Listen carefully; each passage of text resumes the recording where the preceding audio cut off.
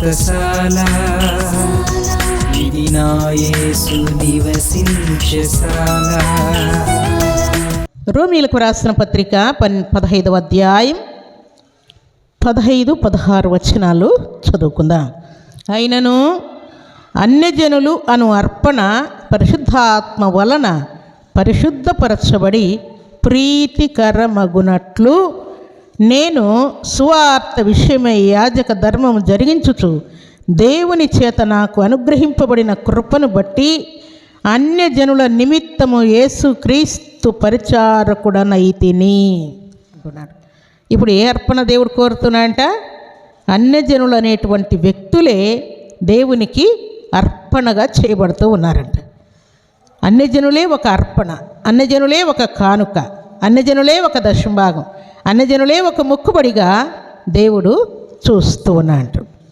దేవుని సన్నిధిలో చేరినటువంటి దేవుని బిడ్డలు అన్యజనులంటే యేసయ్యని ఎరుగని వారు, క్రైస్తవులు కానివారు అన్యజనులని మనం అనుకుంటూ ఉన్నాం. కానీ దేవుని దృష్టిలో అన్యజనులు ఉన్నప్పటికీ చాలామంది క్రైస్తవులు కూడా దేవుని యొక్క మార్గంలోనికి రాకుండా పాపంలో, శాపంలో వారు నడుచుకుంటూ ఉన్నప్పుడు వారు కూడా ఏమైపోతున్నారు? అన్యజనులైపోతూ ఉన్నారు. అన్యజనుల వలె ప్రవర్తిస్తూ ఉన్నారు. వారి భక్తి, నీతి, ప్రార్థన, విశ్వాసం అంతా కూడా అన్యజనుల వలె నడుచుకుంటూ ఉన్నారండి.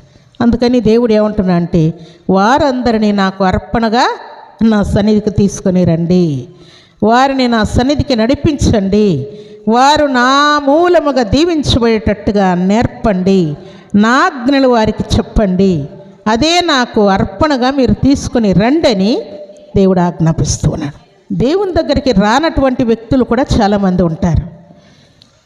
దేవుని నమ్ముకొని దేవుని దగ్గర చక్కటి తీర్మానాలు చేసిన వారు కూడా వెనకంజ వేసి పట్టుమని 10 నిమిషాలు కూడా మోకరించి దేవుని సన్నిధిలో ప్రార్థించని వారు కూడా చాలామంది ఉంటారు. నేను ఆత్మీయంగా బలపరచబడాలి, స్థిరపరచబడాలి, దేవునికి ఇష్టముగా, యోగ్యముగా ముందుకు వెళ్ళాలి, ఇక మీదట అపవాదికి చోటు ఇవ్వకూడదు, వెనకంజ వేయకూడదు, దేవుని రాజ్యమునకు సరిపోయినట్టుగా ఉండాలని గట్టి తీర్మానాలు, శ్రేష్టమైన తీర్మానాలు ఒకవేళ మీరు చేసి ఉండవచ్చు. చేసిన తర్వాత ఇప్పుడు 10 నిమిషాలు కూడా మీరు మోకరించలేక, ప్రార్థించక, చాలామంది వ్యాధిలో, బాధలో, దుఃఖంలో, అశాంతితో, అలజడితో ఉంటూ కూడా దేవుని సన్నిధిలో ప్రార్థించకుండా వారి కష్టం తెలిసినా, వారి దుఃఖం తెలిసినా, వారి రోగం తెలిసినా కూడా వారికి మనం చేయాల్సిన సహాయం ఏంటంటే వారికి వెండి, బంగారము, ధనము, ధాన్యం ఇవ్వాల్సిన అవసరం లేదు ప్రియులారు. ఒకవేళ దేవుడు నీకు ఇస్తే సహాయం చేయొచ్చు. కానీ అంతకంటే విలువైనది ఏంటంటే, విలువైన సహాయం ఏంటంటే వారి కోసం మనం కన్నీటితో ప్రార్థన చేయడం. ప్రభువా, ఫలానా వ్యక్తులు చాలా కష్టంలో ఉన్నారయ్యా, చాలా రోగంతో ఉన్నారయ్యా, యాక్సిడెంట్తో ఉన్నారయ్యా, తీరని సమస్యలతో ఉన్నారు, దయతో కనికరించు. నీ నామం బలమైనది, విలువైనది, శక్తి కలిగినది కనుక దయతో వారిని కనికరించి వారు నీ సన్నిధిలో ఘనమైన సాక్ష్యం పలికేటట్టుగా ఇప్పుడే వారిని ముట్టి స్వస్థపరచయ్యా అని మనం దేవుని సన్నిధిలో గోజాడవలసి ఉండగా, అసలు మన కోసమే మనం ప్రార్థన చేయకపోతే ఇలాంటి బాధలు ఉన్న వారి కోసం చేస్తామా? ఇంకా చెప్పండి, చేస్తామా? మన కోసమే మనం ప్రార్థన చేయట్లేదు. మన భర్త కోసము, మన భార్య కోసము, మన కుమారుని కోసం, మన కుమార్తె కోసం, మన ఇరుగు పొరుగు వారు, బాధపడుతున్నటువంటి వారు, అపవాది శోధనలో ఉన్నవారు, రోగములతో ఉన్నవారు, ఎవరికి చెప్పుకోలేని ప్రాబ్లమ్స్ అనుభవిస్తూ ఉన్నటువంటి వారు ఎందరో ఉంటూ ఉన్నారు. వారిని మనం కనులారా చూస్తూ ఉంటాం, కానీ వారి కోసం ప్రార్థన చేయం. ఇంకా మత్తులో ఉండి ఇల్లు కట్టుకుందునా, పొలం గొందునా, బండి గొందునా, కారు గొందునా, నా పిల్లల్ని అట్లా చేయాలా, నా కుమారుణ్ణి ఇట్లా చేయాలా, నా కుమార్తెని ఇలాగ చేయాలి, నేను ఇట్లుండాలి, నా భర్త ఎట్లుండాలి, నా భార్య ఎట్లుండాలి, ఇహలోక సంబంధమైనటువంటి ఆలోచనలతో ఇంకా మీరు మెలకులేని వారుగా ఉంటున్నారేమో, నిద్రలో ఉంటూ ఉన్నారేమో. దేవుడు అంటూ ఉన్నాడు, కాలమును ఎరిగి నడుచుకోండి. మరికొంతమంది వృద్ధులైపోయి ఉంటారు, నోట్లో పళ్ళు కూడా లేకుండా అన్నీ ఊడిపోయి ఉంటాయి. కానీ వారు నా దగ్గరకు వచ్చినప్పుడు ఏమని చెప్తుంటారంటే, నా కుమారునికి ఎంతమంది పిల్లలు ఉన్నారు,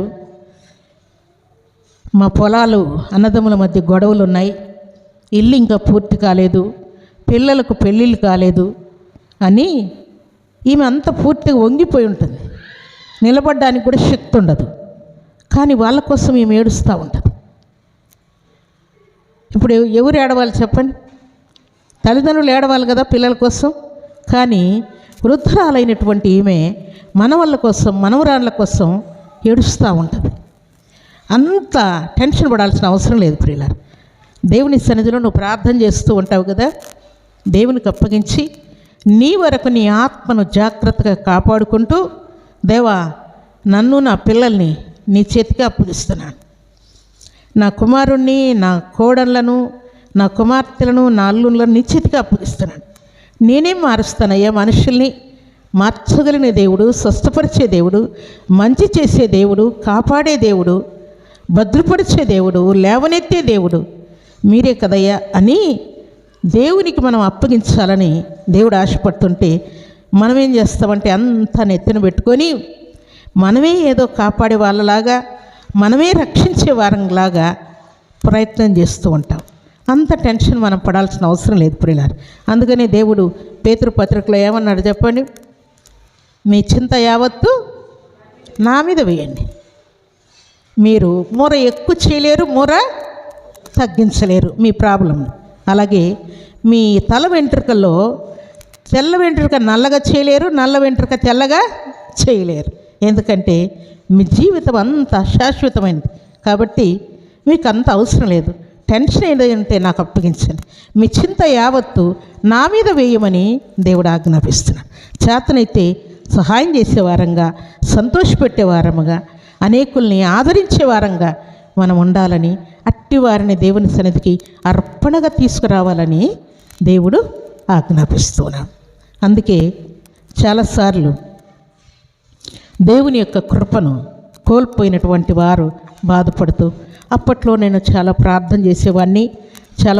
చేసేదాన్ని, అప్పట్లో నేను చాలా భయం కలిగి బ్రతికేదానను, దేవునికి భయముతో అర్పణలు ఇవ్వడం, దేవుని సన్నిధిలో దేవుణ్ణి స్తుతించడం, దేవుని సేవ చేయటం, దేవుని సన్నిధికి వస్తే ఏదో నా చేత నేను పని చేయడం, ఎన్నో బాగా చేసేదాన్ని. ఇప్పుడు నేనేం చేయలేకపోతున్నాను.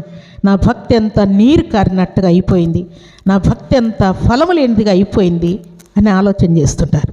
అయితే ఈ శుభదినాన దేవుడు మేలుకోమని ఆజ్ఞాపిస్తున్నాడు. దేవుడు మీ జీవితాల్లో చేసిన కార్యాలన్నీ మీరు ఒకసారి నెమరు వేసుకుంటే, ఎప్పుడెప్పుడు దేవుడు మీ కన్నీళ్లు తుడిచాడో, ఎట్లా మిమ్మల్ని దేవుడు ఆదరించాడో, ఎట్లా మీ ప్రాణం తెప్పరిల చేశాడో, ఎట్లా మిమ్మల్ని ధైర్యపరిచాడో, భయపడొద్దు, నేను మీతో ఉన్నాను కదా అని ఒక మనిషి వలె దేవుడు మీ పక్క నుండి ఎలాగో ధైర్యపరిచాడో, ఆరోగ్యం కోల్పోయినా, అమౌంట్ కోల్పోయినా, వెండి బంగారాలు కోల్పోయినా, భర్తను కోల్పోయినా, భార్యను కోల్పోయినా, కుమారుణ్ణి కోల్పోయినా, కుమార్తెను కోల్పోయినా, కేసులైనా, గొడవలైనా, అవమానాలు నీ తల మీదకి వచ్చి పడినా కూడా ఏమైనా జరగని నా దేవుడు నాతో ఉన్నాడని ఎంత ధైర్యముతో, ఎంత విశ్వాసముతో మీరు ముందుకు సాగిపోయారో ఆ సంగతులు మీరు జ్ఞాపకం చేసుకున్నప్పుడు మీ ప్రాణ ఆత్మ దేహములు తెప్పరిల్లుతూ ఉంటాయి.